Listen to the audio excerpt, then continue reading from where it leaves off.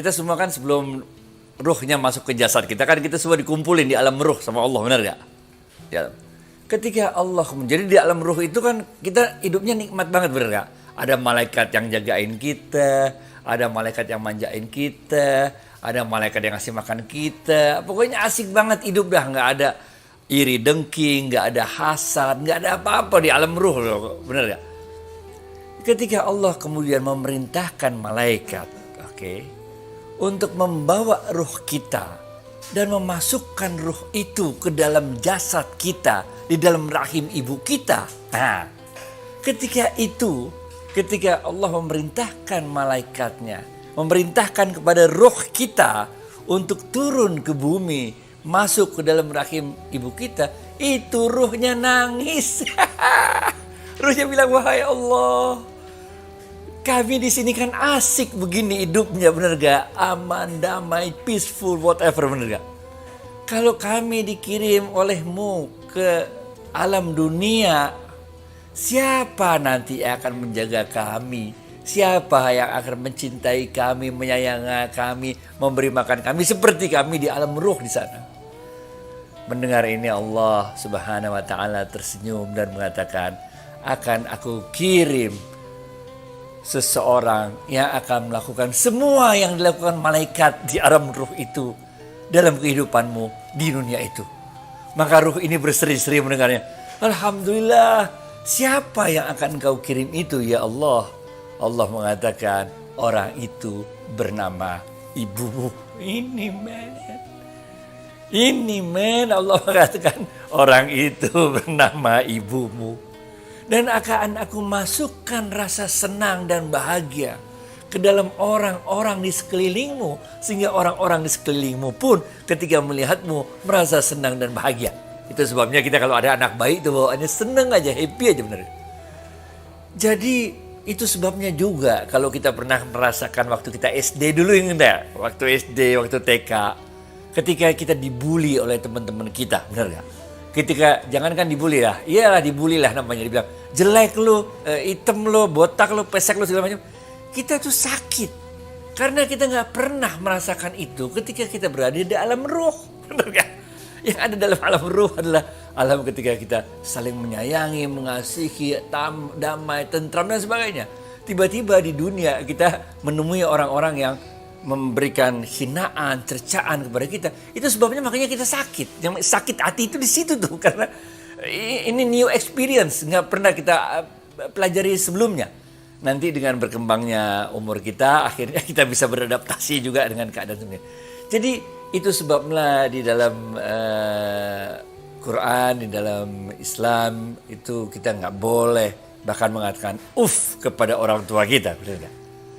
Sayyidina Ali bin Abi Thalib radhiyallahu anhu mengingatkan kita, jangan engkau gunakan ketajaman lidahmu itu untuk menyakiti orang yang dulu mengajarimu bicara.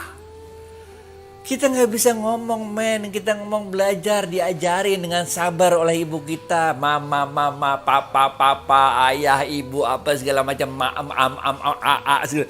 Diajarin pelan-pelan sama ibu kita, Giliran kita udah fasih ngomong, kita gunakan kefasihan lidah kita itu, kita gunakan ketajaman lidah kita itu untuk menyakiti orang yang dulu ngajarin kita ngomong. Yang bener aja ente dah. Bener. Nah ini yang kayak gini-gini, makanya kita kagak boleh.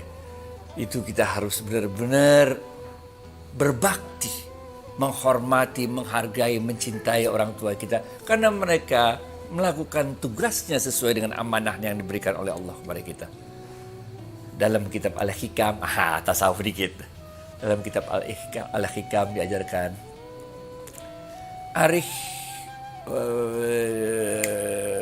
Arikh nafsaka, Arikh nafsaka min tadbir. Dan bersantai-santailah engkau dari keinginan untuk mengatur segala sesuatunya. Life is not up to us. Life is up to Him, up to God, up to Allah. Kehidupan ini bukan kita yang ngatur seluruhnya, benar gak? Maka itu santai-santai aja dengan berbagai keadaan yang kita hadapi. Ingat gak sih waktu episode yang sebelumnya kan? Jangan kita mau ngatur semuanya, bener gak? Ente mau beli motor, nggak punya uang, minta ke ibu. Ibu lu udah capek, gedein, besarin lu, kasih makan lu segala macem. Bener gak? Kenyataannya ibunya nggak punya uang untuk beliin motor. Udah men, nggak usah semua ente mau ngatur, bener gak? Sampai ente marahin ibunya, bener gak segala macam. Begitu juga untuk ketika kita udah tua, ketika orang tua kita udah tua, kita mau ngurusin segala macam. Lah bagaimana kalau dulu giliran, bayangin gak sih kalau ntar ente tua juga anak ente nggak mau ngajar, anak kita nggak mau ngurusin kita, bener gak? Udah santai-santai aja men, nggak usah punya keinginan ingin ngatur semuanya. Nggak usah pengen semuanya kita urusin, kita pikirin, kita stres men hidup kalau kayak begitu, bener ya? Nah, stres kita ini yang kita tumpahkan ke orang tua kita, bener ya? Stres kita ini yang kita tumpahkan ke ibu kita. Teman-teman punya motor, ente kagak. Nah, stres kita itu kita tumpahkan ke ibu kita. Orang-orang bisa hidup yang layak, punya kamar yang cukup untuk ibunya tinggal dan sebagainya, bener gak? Kita diberi kesempitan rezeki oleh Allah. Tapi kesempitan rezeki itu kita tumpahkan kepada ibu kita. Sehingga kita membatasi hanya mau menafkahi istri dan anak-anak kita aja. Sehingga ibu kita titipin ke paman kita segala macam. Come on man. Ada Allah yang ngatur kan. Kalau ente taruh ibu di rumah kita, benar gak? Kita taruh ibu kita di rumah kita, kita bakti sama kita. Kita itu punya magnet rezeki. Ini men. Kita punya magnet rezeki, barokah, keramat hidup itu ya ibu itu, benar gak? Ibu itu. Karena redha Allah fi redha walidain. Redhonya Allah itu pada redhonya kedua orang tua. Ini yang harus kita jaga baik-baik lah. Kita juga berbakti orang tua, nggak usah yang kelewatan banget gitu, nggak usah. Kita bukan levelnya Uwais Al-Qarni, men, bener gak? Kita bukan levelnya para sahabat, bukan. Rasulullah juga tahu, Allah juga tahu, kita ini orang biasa, bukan golongan sahabat, bukan golongan tabiin. Kita orang biasa dengan berbagai kehidupan yang sulit yang kita hadapi, apalagi selama pandemi ini. Iya, Allah tahu, Rasul juga tahu, bener gak? Jadi kita juga nggak perlulah mengungkit-ungkit bahwa benar gak kita nggak mampu mengurus ibu kita karena ibu kita mau begini, nggak usah. Yang bisanya kita lah, the best that we have. Dulu waktu orang tua kita nambah anak, benar gak, punya adik lagi, lah bagaimana kamarnya? Kalau emang kayak kita sekarang, kalau kamar nggak cukup kita titipin ke paman, benar gak? Kan kita berbagi dengan keadaan yang ada, benar gak?